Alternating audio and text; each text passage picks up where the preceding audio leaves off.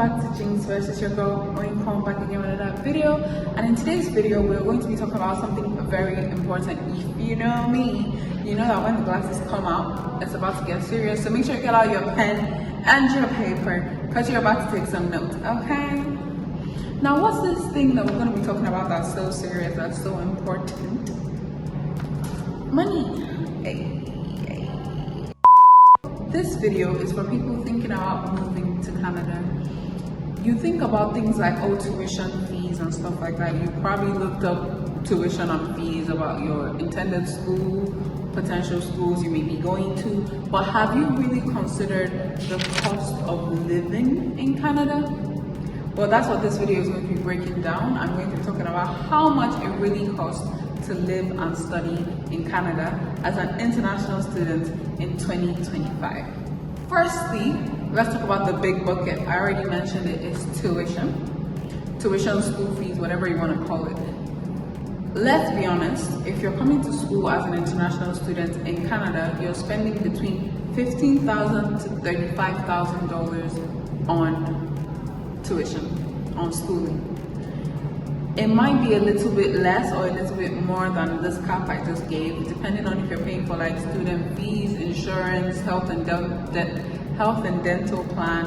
Depending on what you can take off, what's optional, what's necessary, you might have a few thousands, give or take, plus or minus a few thousand, but it's usually between this bucket, $15,000 to $35,000. This covers college and university. However, the trade schools or applied schools are, let's say, relatively cheaper in that they'll be in the bucket of $8,000 to $20,000, depending on what trade school you're going to.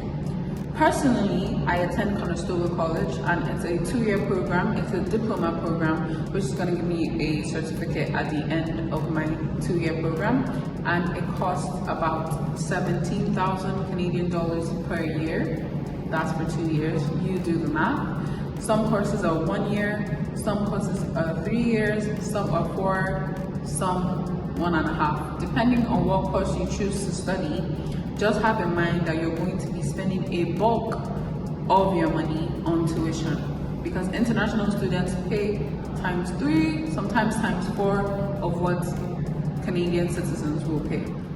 Now, the second big bucket is housing and utilities. This is where my experience differs a lot, because I have said in many videos, I live with family, so a lot of my costs on housing and utilities are covered, and I appreciate my uncle and my aunt so much, and I will forever be grateful. But I have friends who live on their own or have roommates, and this is the intel that I've gotten from them, plus the research that I did on my own. So if you're coming to Canada as an international student, you'll be spending between $500 to $1,700 or $1,500 on housing. This is just on rent. And it also depends on if you're living solo, if you're living with roommates, if you're staying in a basement of a house, if you're staying in a college dorm, if you're staying in dorms, like buildings designated to be dorms, but not in the college campuses.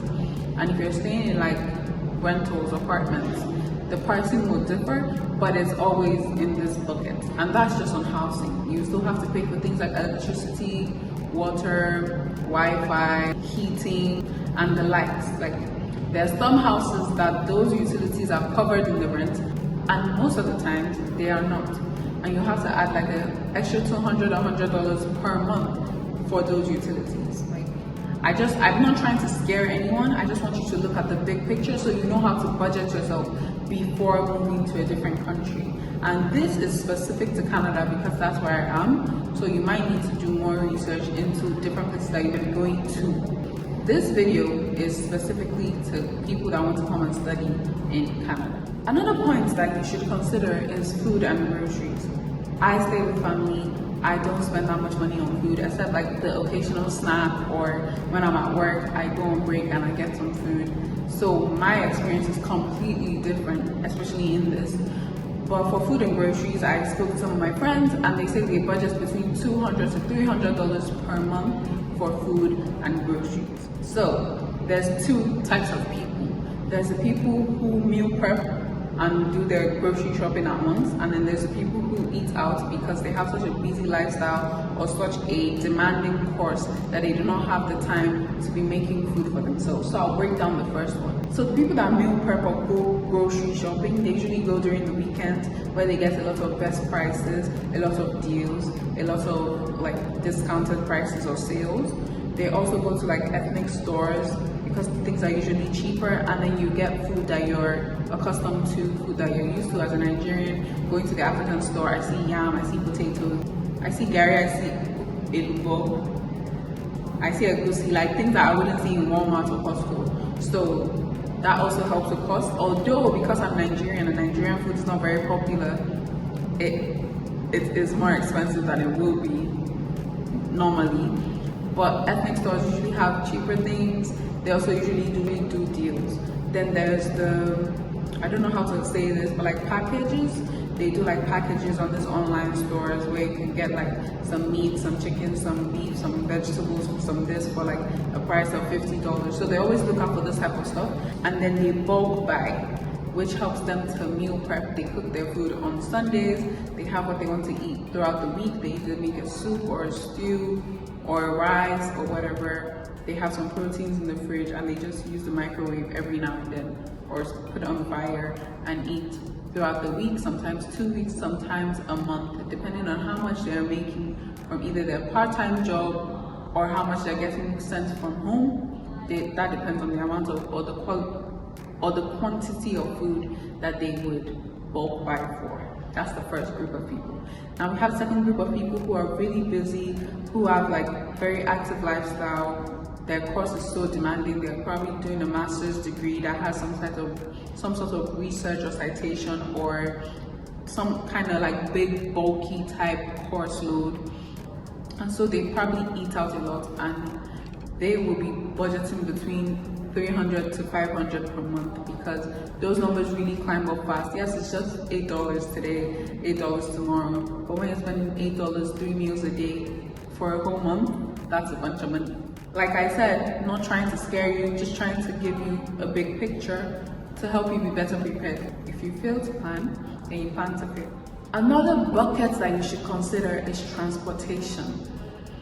Right now, I paid for the bus pass that comes with my tuition. So I get like my student ID card also doubles as a bus pass for me. So luckily for me, in the province that I am in, most transportation I go on is free, paid for already at a discounted price. But that gives me so much relief. I don't need to be considering how much I have left on my card. Oh, do I need to top it up? But then again, my course is just for 2 years. And then after that, I can't use the card. So I need to think about that. But for some people who don't opt out for that option, they have to budget between like $80 to $150 a month, depending on the bus pass that they would buy. And then there's some people that can't even do bus passes. Let's say their school timetable is so early in the morning, the buses aren't running, or so late at night, the buses aren't running, then they might need to get like a car, which comes with extra costs, insurance, maintenance, gas, or fuel money.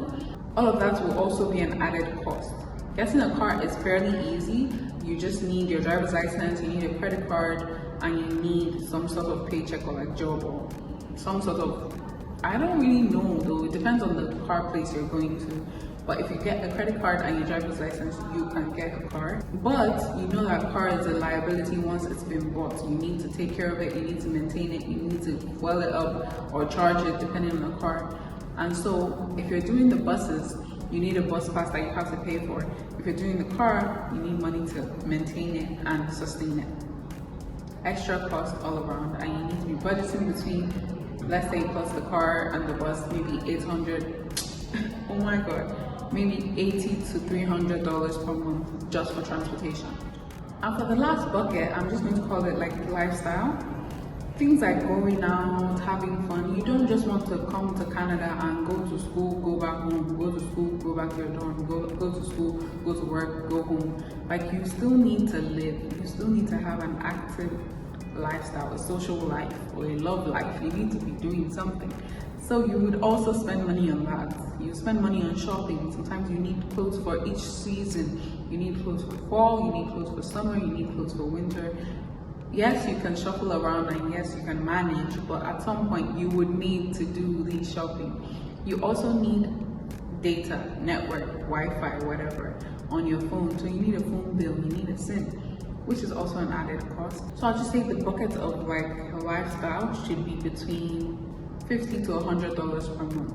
Now, considering all these things, you'll be spending between $17,000 to $20,000 per year at least as an international student in Canada. This is everything I've talked about today, just summed up into one. And yes, that can seem like a scary number, that can seem like a big number, but I didn't just come with the numbers. I also have some tips and tricks for you to make it just a little bit easier. The bottom line is, studying in Canada can be expensive, but you can also manage it with smart planning.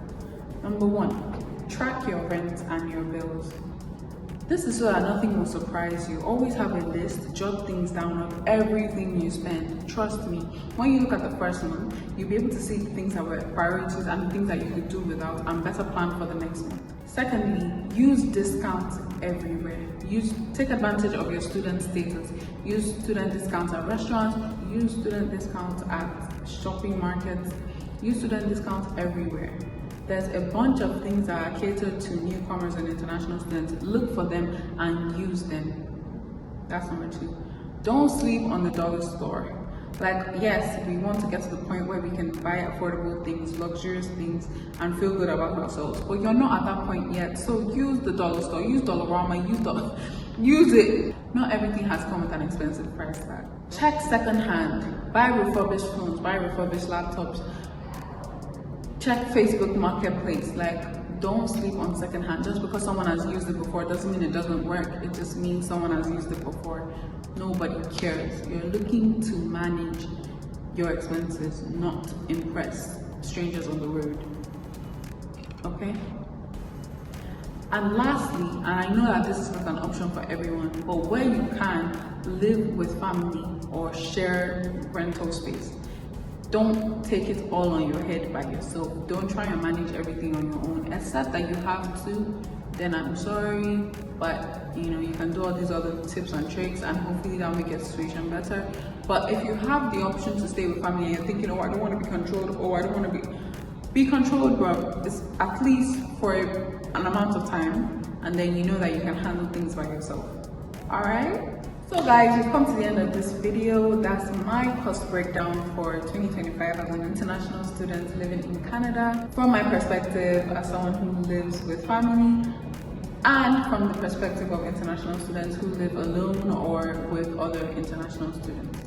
I hope this video has answered some of your questions, and if you have any more questions or any more worries about being an international student in Canada that you think I might know, I am happy to reply to all your comments. Just let me know right there, and I will get to it in future videos.